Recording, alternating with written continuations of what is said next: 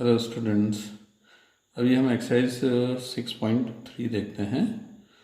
इसका first question देखेंगे हम। फर्स्ट क्वेश्चन में दिया गया है इफ़ इन फिगर 6.39, मतलब इस फिगर की बात हो रही है, sides Q B and R Q of triangle P Q R produce to point S and T respectively. If angle SPR is 135 and angle PQT is 110, find PRQ. Okay, देखिए हमने ये फिगर भी draw कर लिया। अब इसको थोड़ा समझ लेते हैं।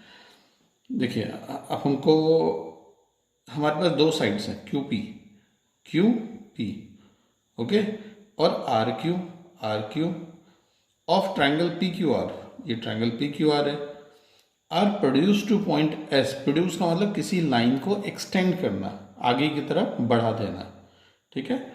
तो जो क्यूपी है, क्यूपी को एक्सटेंड किया गया है एस पॉइंट तक, और दूसरा जो हमारे पास दूसरी लाइन है आर क्यू, इसको हमने एक्सटेंड किया है आर क्यू, इसको टी तक एक्सटेंड किया गया, ठीक है। आर प्रोड्यूस मतलब किसी लाइन को आगे बढ़ा देना, okay, to point S and T respectively. If angle S P R मतलब ये एंगल, ओके, और दूसरा है एंगल पी क्यू टी मतलब ये एंगल 110, ठीक है। दो एंगल हमें दिए गए हैं और हमको फाइंड आउट करना है पी आर क्यू, ये एंगल हमें निकालना है, ये एंगल हमें निकालना है, ठीक है। तो अभी हम इस क्वेश्चन को देखिए, हमने दो थ्योरम्स पढ़ी थी, दोनों तरीके से ये क्वेश्चन सॉल्व हो सकता है। हमारे पास एक्सटीरियर एंगल हमें मिला हुआ है, ठीक है, ये हमको फाइंड आउट करना है, और इस एंगल के साथ वाला एंगल हम लीनियर पेयर से निकाल सकते हैं। तो हम एक तो एक्सटीरियर एंगल की थ्योरम से इसे निकाल सकते हैं, और दूसरा हम इसको एंगल सम प्रॉपर्टी से निकाल सकते हैं। हम इसका इंटीरियर एंगल ले सकते हैं लाइक लीनियर पेयर से, इसका भी पता कर सकते हैं हम लीनियर पेयर से। तो दो एंगल हमें मिल जाएंगे, तो थर्ड एंगल हम निकाल ही लेंगे, ठीक है। तो हम जो आसान है पहले हम उसको करते हैं। तो एक्सटीरियर एंगल वाली जो थ्योरम है उससे करते हैं, तो वो थोड़ा आसान है, ठीक है। तो सबसे पहले हम तो देखते हैं कि हमको क्या गिवन है, हमको क्या क्या दिया गया है। गिवन है हमारे पास एक एंगल एस पी आर जो है 135, ठीक है। दूसरा हमें दिया गया एंगल पी क्यू टी जो 110 डिग्री है, ठीक है। दोनों एंगल हमने देख लिए थे, और हमको फाइंड क्या करना है,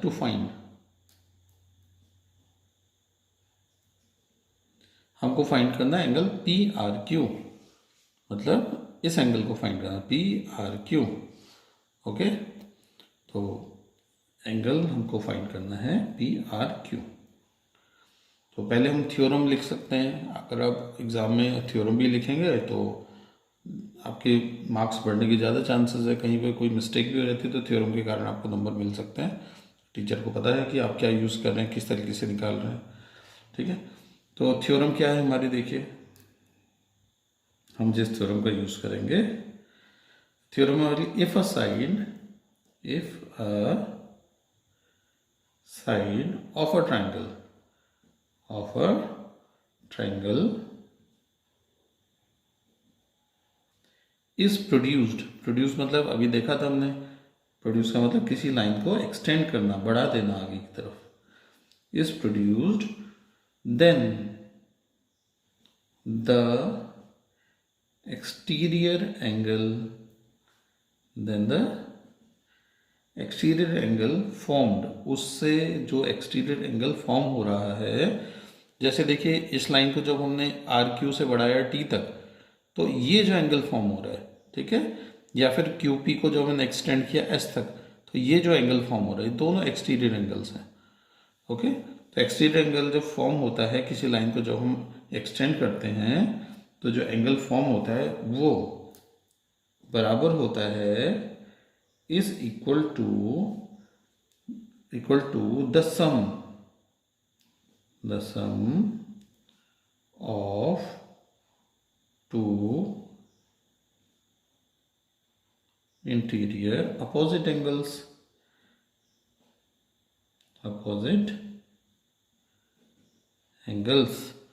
मतलब ये जो 110 है ये इन दोनों के बराबर है। ओके, मतलब ये जो है 110 is equal to angle Q P R plus angle P R Q.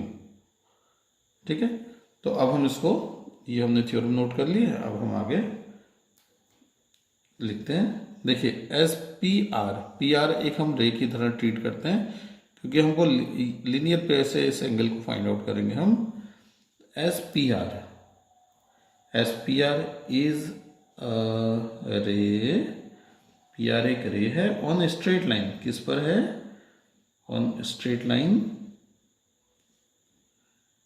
Line Q S पर। ठीक है, पी आर एक रे है क्यू एस पर। Okay, then angle Q P R plus angle S P R is equal to 180 degree. तो angle Q P R मतलब ये angle और एंगल एस पी आर मतलब ये जो बाहर का एंगल है, ठीक है, इन दोनों का सम 180 होगा। क्यों होगा, क्योंकि ये मिलकर लीनियर पेयर फॉर्म करते हैं, लीनियर पेयर। ठीक है, तो एस पी आर तो हमें गिवन है, हमको फाइंड आउट करना है क्यू पी आर। हम यहाँ लिखेंगे angle Q P R is equal to 180 degree minus S P R. तो एस पी आर हमारे पास 135 है, तो आपका माइनस करके 45 डिग्री आ गया। ठीक है, अब हम यहाँ पे एक्सटीरियर एंगल की प्रॉपर्टी का यूज करते हैं। तो एक्सटीरियर